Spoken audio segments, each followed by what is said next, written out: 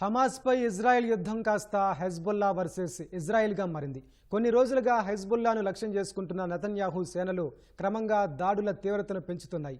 ఇటీవలి బీరూట్ దాడికి ప్రతీకారంగా ఇవాళ హెజ్బుల్లా ఇజ్రాయెల్పై రాకెట్లతో విరుచుకుపడింది. ఈ దాడుల్లో పలు భవనాలు, కార్లు దెబ్బతిన్నాయి. అటు వెస్ట్ బ్యాంక్లో అల్ జజీరా న్యూస్ ఛానల్ కార్యాలయంపై దాడులు చేసిన ఇజ్రాయెల్ బలగాలు కార్యకలాపాలను నిలిపివేయాలని హెచ్చరించాయి. హెజ్బుల్లా ఇజ్రాయెల్ దాడులు ప్రతిదాడులతో ఆ ప్రాంతమంతా భీతావహ వాతావరణం నెలకొంది. ఆదివారం ఉదయం లెబనాన్ భూభాగం నుంచి ఇజ్రాయెల్ పైకి 100కు పైగా రాకెట్లు దూసుకొచ్చి విధ్వంసం సృష్టించాయి.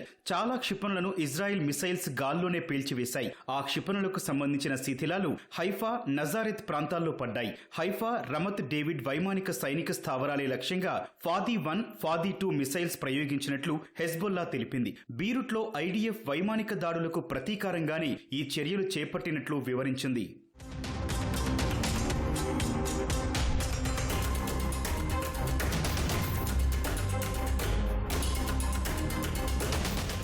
రాకెట్ దాడుల ఘటనలో హైఫాతో పాటు లోవర్ గెలీలీ ప్రాంతాల్లో మొత్తం 3 పౌరులు గాయపడ్డట్లు ఇజ్రాయెల్ తెలిపింది. పలు భవంతులు దెబ్బతిన్నాయని, కార్లు దగ్ధమయ్యాయని పేర్కొంది. రాకెట్ల దాడుల నేపథ్యంలో ఇజ్రాయెల్లోని చాలా ప్రాంతాల్లో సైరన్లు మోతమోగింది. హెజ్బుల్లా రాకెట్ దాడుల వేళ గోలన్ హైట్స్ సహా నార్త్ ఇజ్రాయెల్ పాఠశాలలకు ప్రభుత్వం సెలవులు ప్రకటించింది. ప్రజలు గుమిగూడి ఉండకూడదని స్పష్టం చేసింది. అటు లెబనాన్ సరిహద్దు గ్రామాల్లో ఐడిఎఫ్ బలగాలు భారీ కాల్పులకు పాల్పడుతూ బీరుట్ను ఉక్కిరిబిక్కిరి చేస్తున్నాయి. గడిచిన 24 గంటల్లో హెజ్బుల్లాకు చెందిన వేలాది రాకెట్ లాంచర్లు సహా 400 లక్ష్యాలపై దాడులు చేసినట్లు ఇజ్రాయెల్ సైన్యం తెలిపింది.